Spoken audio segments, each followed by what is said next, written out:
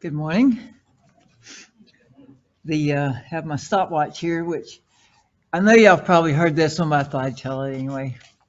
So there was a father and son, young son, sitting in church, and the notoriously long-winded preacher was coming up, and he sets a clock on the pulpit there, and the son leans over to the dad and goes, "Hey, Dad, what's he doing that for?" And the dad goes, "Not one reason, son."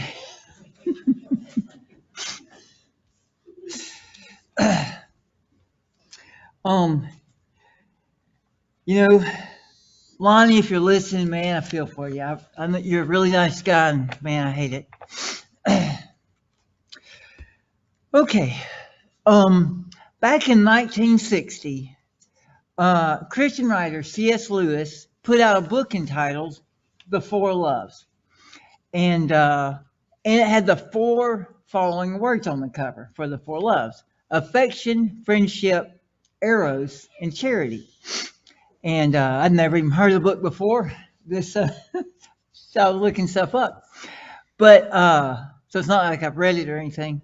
But but today I'm going to talk about two of those loves, and the main ones that are found in the Greek New Testament, and that is charity, which is agape, and in Greek, and then friendship, which is philia in Greek.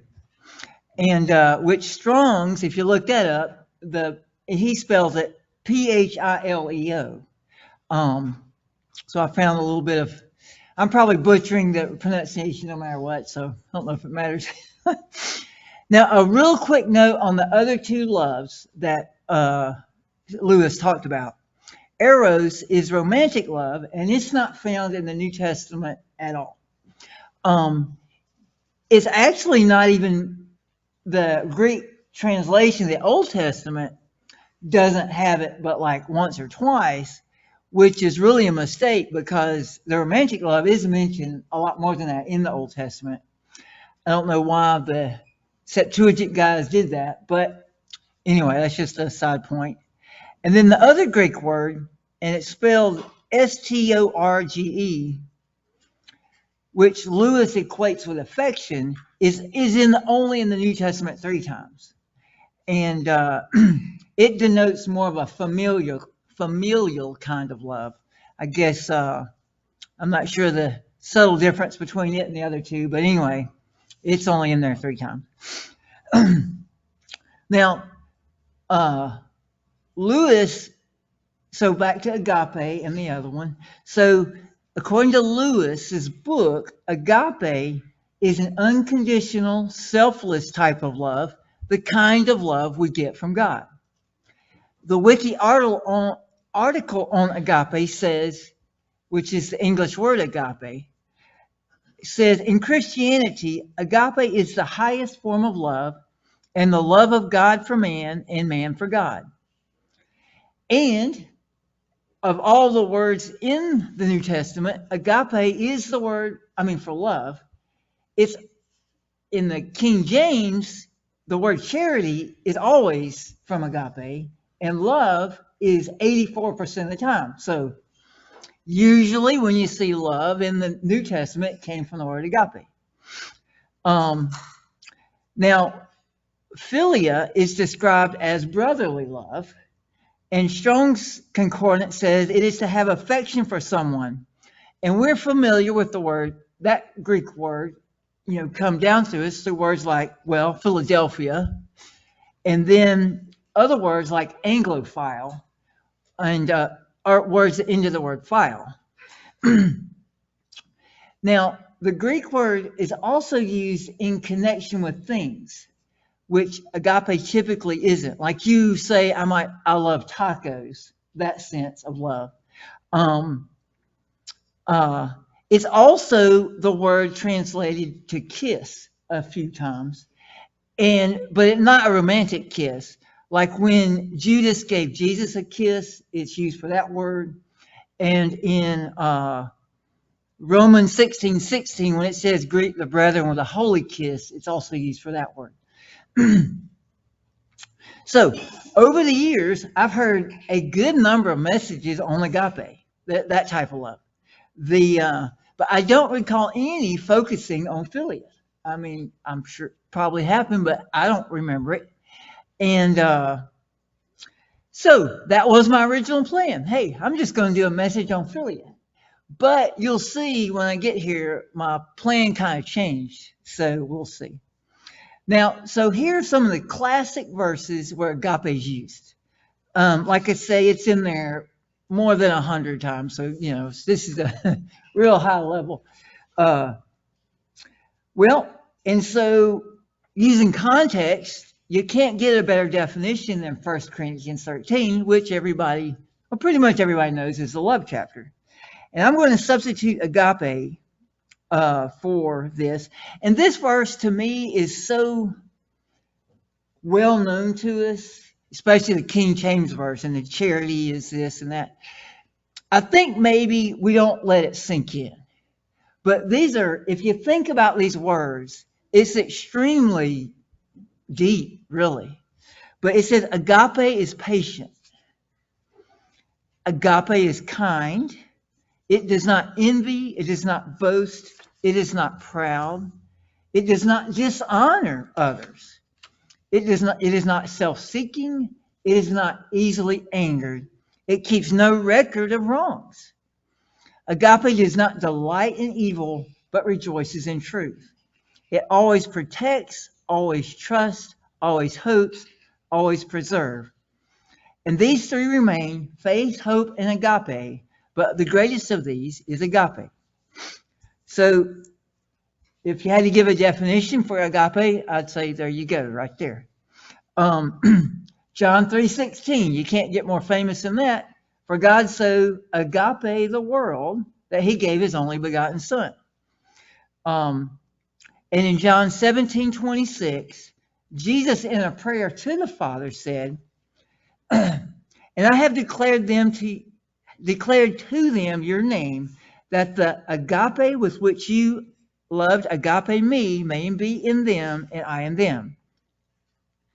And then finally for this little group, Matthew 5:43, but I say to you, love which agape your enemies and pray for those who persecute you. So switching over to the other word, philia, here's some of the typical words where it's used, or phrases where it's used. And speaking of the scribes and Pharisees, Jesus said in Matthew 23:6, they love philia, the uppermost rooms at feast. And Luke 20:46, scribes love philia, greetings in the marketplace. And then in 3 John 9, it says, I wrote to the church, but Diotrephes, who loves philia, to have the preeminence among them, did not receive us. And then finally for this group, Revelation 22:15, but outside are dogs and sorcerers, and whoever loves philia and practices a lie. Now, one characteristic of philia that does not apply to agape is that it's commonly part of compound words. So a lot of times when you see love in English, it was like love of brethren. It really is just one word in the Greek. And so that word love of brethren is Philadelphius. And one place it's used is here in Hebrews 13:1. Keep on loving one another as brothers and sisters. So that loving one another is just a compound word for Philadelphius. In 1 Peter 3:8, Philadelphius is used again when he says, finally, all of you be like-minded, be sympathetic, love one another, Philadelphius, be compassionate and humble. And then in 1 Timothy 6:10, it says, for the love of money, which is Philadelphia plus silver together, is one word, love of money, is the root, the rest. And And then one passage that has a bunch of them all at once. And there are quite a few of these compound words when you look it up, but I'm giving you just a few, of course. But in 2 Timothy 3, starting in verse 3, it says, "But know this, that in the last days perilous times will come. For men will be lovers of themselves," compound word, "lovers of money," compound word, "lovers of pleasure," compound word, "rather than lovers of God," compound word. So I thought that was pretty good. So here's a passage in which both agape and philia are used and seem to emphasize the difference between the two. And this is Romans 12:9. So it says, "Let love, agape, be without hypocrisy. Be kindly affectionate to one another with brotherly love," Philadelphia, "in honor, giving preference to one another." So you kind of give a sense of the difference in connotation there. So before this study, and all of those verses you had there support this viewpoint, is that I thought there was a really good and hard line between philia and agape.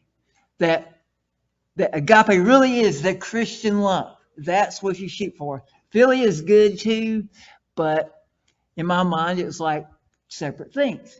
However, let me go over why I don't believe that anymore. I think that's a common belief too. I don't think I'm alone in that. So here's something interesting in John 21. And this is when Jesus is asking Peter, does he love him? And so the first time he goes, "Peter, do you love me more than these?" Agape. Peter returns the answer, "Yes, Lord, you know I philia you." So, here's where it might make a difference. He goes, Jesus said to him, "Feed my lambs." Again, a second time he goes, "Son of Jonah, do you agape me?" And Peter responded, "Yes, Lord, I philia you." And he said to them, "Feed my sheep." And he said to him a third time, "Simon, son of Jonah, do you philia me?" So he switched it. Peter was grieved because he said to him the third time, "Do you philia me?" And he said to him, "Lord, you know all things. You know that I philia you." And Jesus said to him, "Feed my sheep." So some people do make an issue of the fact both of these words are used here. And it is something to wonder about. Why is it both words used? And there are a number of explanations. So I'm not going to go through. That's not the purpose to dissect this one passage. But to me, the simplest answer, and I think most likely, is that they were basically synonyms in this passage. And now one of the things to think about is that conversation almost certainly took place in either Aramaic or Hebrew, not Greek. And it's written in Greek. So we don't know what was said exactly. But we do know, or I feel like the author that wrote it in Greek did feel like those words were more or less synonymous. Now, that is not anywhere close. So that actually, when I found this passage, it kind of got me thinking to change my topic. And then so I started looking into the a little bit more. And it's by far not the only evidence that they are more or less synonymous.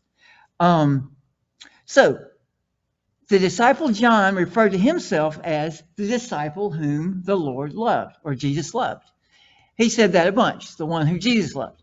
Well, most of the time that's agape. But there are two instances in John. I'll give you one, 21:7. Well, no, that's one where he said,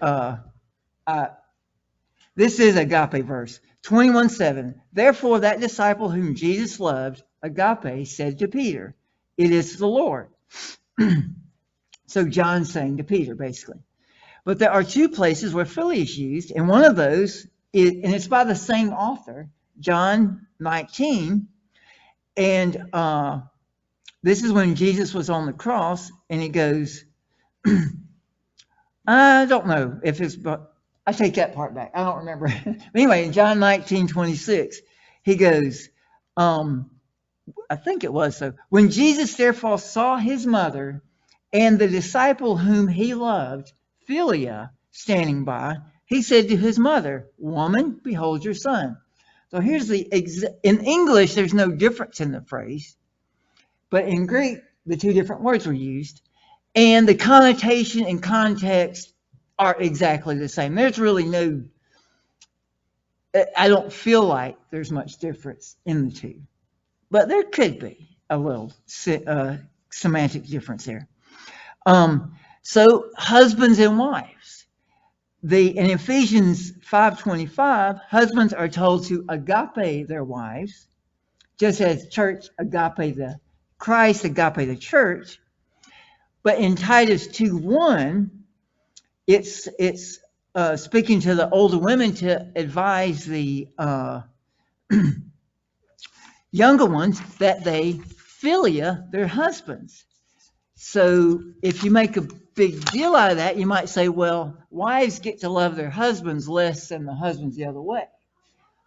I mean, I don't think that's what they're talking about here. And it says to philia their children. But maybe it is talking about a different kind of love. I don't know. So the Bible's, whenever the Bible, remember, it's 84% of the time it's agape anyway. But when the Bible says the Father loved the Son and vice versa, it is usually agape. And we saw one example earlier in John 15:9. However, another place in John 5:20 says, for the Father, philia, the Son, loves the Son. And love between God and humans is almost agape, almost always agape. But philia is used in John 16:27. For the Father himself philia you, because you philia me. Jesus saying, you love me. And believe that I came forth from God. And then in 1 Corinthians 16:22, it says, if anyone does not love the Lord Jesus Christ, and philia is the word for love there. And so we've seen several passages where philia was used in a way where I would have thought agape would have been used if I'd been asked in advance. Well, here's some passages the other way, where agape is used when you thought, well, philia would have been used. So Luke 11:43. Woe to you Pharisees, for you agape the best seats in the synagogues and greetings in the marketplace. John 12:42. It's talking about the Pharisees. Agape the praise of men more than the praise of God. And so John 3:19 says, and this is condemnation, that the light has come into the world, and men loved agape darkness rather than light, because their deeds were evil. Well, that's obviously not Christian love. I mean, you can't love Christian love darkness, right? And then in that 2 Timothy 4, verse 10, it says, for Demas has forsaken me, having loved agape this present world, and departed for Thessalonica. And then finally in John 2:15, 1 John 2:15, my bad, agape is used both in the expected sense and the typical philia sense in the same sentence. In 1 John 2:15, do not agape the world or the things of the world. If anyone agape the world, the agape of the Father is not in him. So anyway, when I first started preparing this message, like I say, I had that idea I was going to focus on philia, that it was a good bit different than agape. Well, after reading this, I don't feel that way anymore. I feel like, I don't know how to explain exactly. if it was just a choice of words, or maybe there really is a connotation difference a lot of times, but in sometimes it wasn't. Um, or maybe there is still, and they meant some subtle difference. I don't know, but I feel like they were synonymous in a lot of these places. um, so one lesson I've learned from this is, like in that discussion between Peter and Jesus, of trying to make a theological doctrinal point based on the difference in the words. I'm not going to do that. I do not think that the evidence is strong enough to make a difference. Now, there could be there, but I feel like you're kind of barking up the wrong tree, making a big deal out of it. And speaking of making a big deal, so the whole time I've been like getting in the linguistic weeds, right? It's kind of not that important of a topic. So it may occur to me, so there is a question that I don't know how to answer. And I'm probably extra ill-equipped to answer it. And the question is, well, so what is important is that we love, right? Is there a way we can grow our love, or what can we do to help God, have our love come through us? So I'm going to try to take that as a future message, see if I can answer it.